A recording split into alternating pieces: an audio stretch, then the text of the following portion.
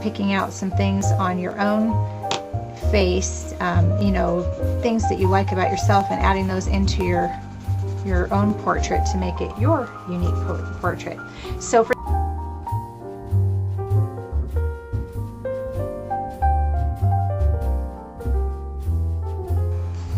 here we've got just kind of an outliney start of a portrait. I've used my woodless graphite pencil to do this. And now I'm going to take the Titan Buff paint and put a little bit on my palette.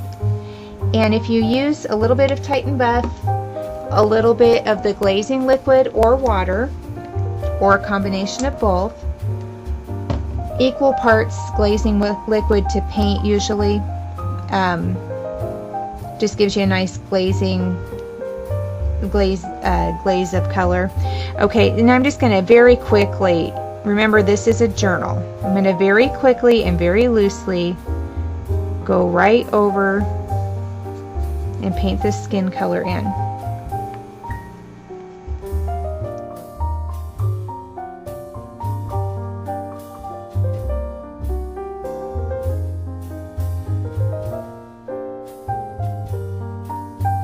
I'm going to pick up with the corner, the pointy corner of it. I'm going to pick up a little glazing medium, a little of the Titan Buff, and just a teeny bit of the dark burnt umber.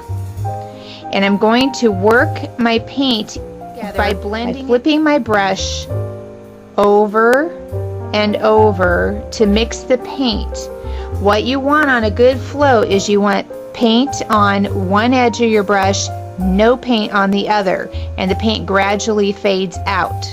So this takes a little bit of practice to get good at, and you would just dip in. If you need a little more of one color or another color, you just dip that corner in, add a little more glazing medium. If the paint's too stiff, you do not want your paint dry. You want your paint wet and smooth but not drippy. But I'm going to shade around the bottom just using that point, and you're just going to just dab, dab, dab. When you have the paint on that point, you can really just keep blending right over things, working it back and forth.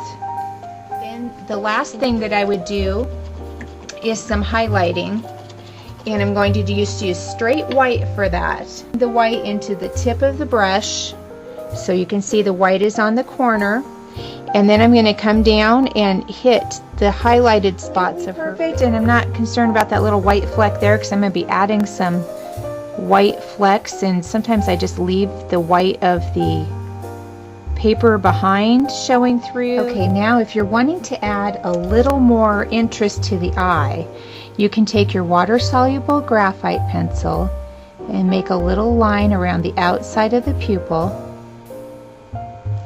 And then you can take your fluid matte medium with your smallest paintbrush, and you can actually just pull that water-soluble graphite line out in a few spots. Take your white Signo gel pen and hit a few spots right on the top of the lower lip to make that highlighted a little bit. Maybe